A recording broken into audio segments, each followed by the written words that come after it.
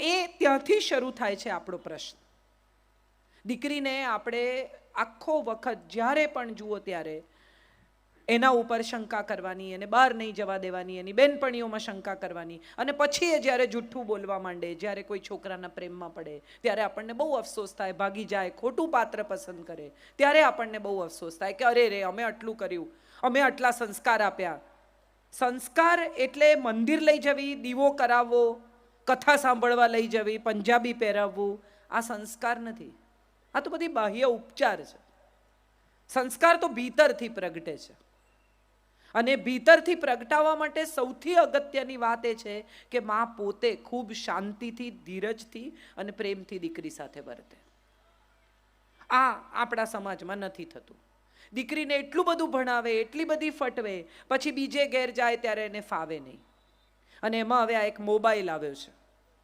બધી મમ્મીઓ સવારના પોરમાં દીકરીને ઘેર ફોન કરીને એનો સંસાર ચલાવે. હા કે ના?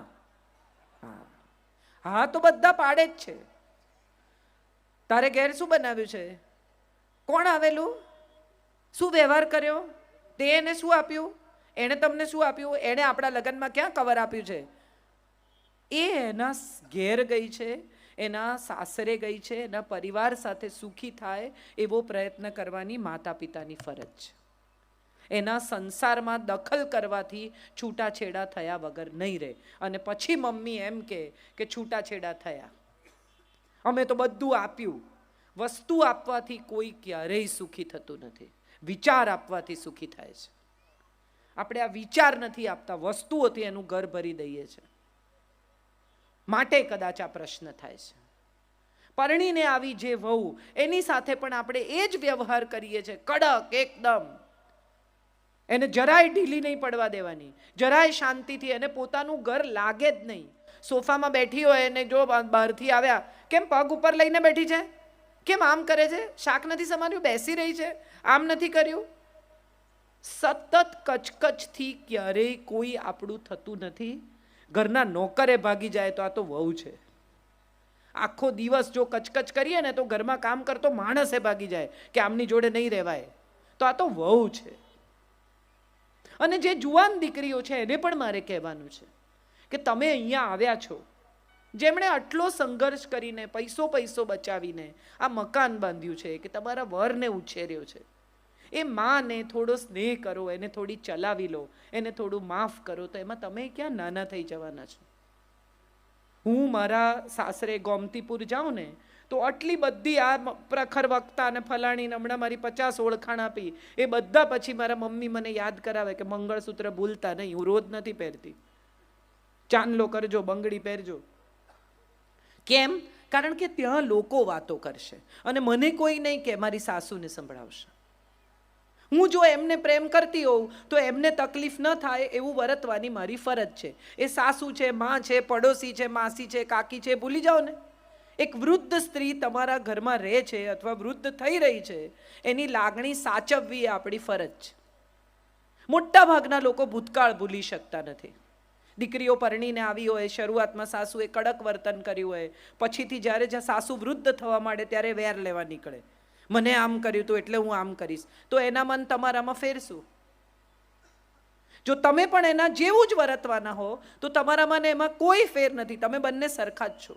તમે જો એનાથી સારા હો અથવા સારા સાબિત થવા માંગતા હો તો તમારી ફરજ એ છે કે એમણે જે કર્યું તે તમારે સારી રીતે વર્તવાનું છે. આ પણ અપગ્રેડેડ વર્ઝનનો નમૂનો છે. જૂના ફોન તમારે આમામ દબાવીને કરવા પડે, સ્માર્ટફોન આમ કરે, તો તમે સ્માર્ટફોન છો કે જૂનું ડબલું એ તમારે જ નક્કી કરવાનું. જો તમે સ્માર્ટફોન હો તો સ્માર્ટફોનની જેમ વર્તો.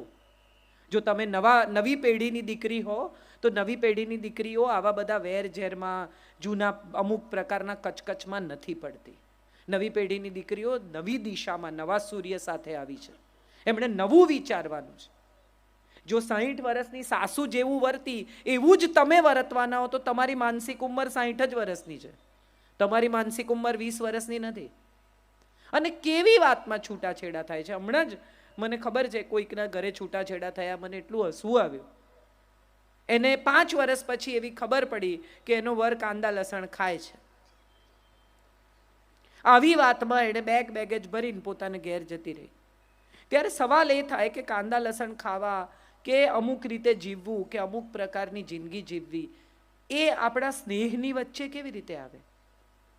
5 વર્ષ તમે જે માણસ સાથે જીવ્યા, જે પરિવાર સાથે જીવ્યા, એણે તમને થોડોક સમય પણ એવો નથી આપ્યો કે જે તમને ઘર સાથે, પરિવાર સાથે બાંધે? તમારી લાગણી, તમારા સપ્તપદીના વચન. પરણતી વખતે તમને બધાને ખબર હશે, જેટલા વિધિસર પરણ્યા છે બધાને, કે 3 ફેરા ફર્યા પછી ચોથા ફેરામાં એમ કે બેન હવે તમે ડાબી બાજુ આવો, અને બેન બી બધું આમ સાચવીને છેડાછેડી લઈને ડાબી બાજુ આવી જાય, પૂછે નહીં કેમ. બ્રાહ્મણે કીધું ને આપણે કર્યું. જાજી બુદ્ધિ ક્યાં વાપરવી છે? કેટલી સુંદર વાત છે આપણા શાસ્ત્રની કે તમારી પાસે બધા અંગ 2 છે, 2 આંતરડા, 2 ફેફસા, 2 મગજ, બધું જ 2, 2 અંગૂઠા, 2 હાથ, 2 પગ, હૃદય 1 છે. અને 3 ફેરા ફર્યા પછી એ હૃદય તમને સોંપે છે. જેણે તમને હૃદય સોંપ્યું એને દુઃખી કરવાનો અધિકાર આપણને આપ્યો કોણે? આપણે બધા અજાણતા જ એને સૌથી વધુ દુઃખ આપીએ છીએ જેને આપણે પ્રેમ કરીએ છીએ. તમે ઘર છોડીને જતા રહો સાસુને લીધે, દુઃખી કોણ થાય છે? તમારા પતિ. સાસુ ગમે તેવી હોય, તમે સાસુને પરણીને આવ્યા છો, તમે જેને પરણ્યા છો એની લાગણીનો વિચાર કરો. છૂટાછેડા લેવાથી જિંદગીની કોઈ સમસ્યા પૂરી થતી નથી. અને છૂટાછેડા લીધા પછી સારો જ છોકરો મળશે એવી કોઈ વોરંટી ગેરંટી છે? છૂટાછેડા લીધા પછી જિંદગી સારી જ જશે એવું કોઈ તમને દસ્તાવેજ કરી આપવા તૈયાર છે? બાળક સાથે છૂટી થાય સ્ત્રીઓ, ત્યારે મને બહુ એવો સવાલ થાય કે એના પિતાથી, એની દાદીથી, એના પરિવારથી દૂર કરવાનો તમને શું અધિકાર છે?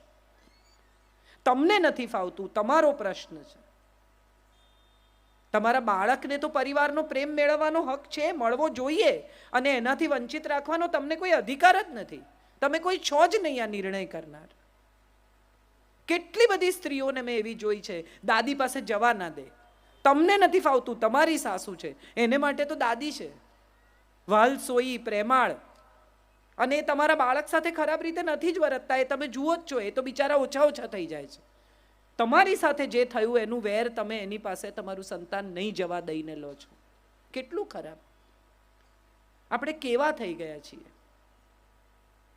મારે એક જ વાત બધાને કહેવી છે, અને આપણે બધા જાણીએ છીએ છતાં અવગણીએ છીએ એવી આ વાત છે.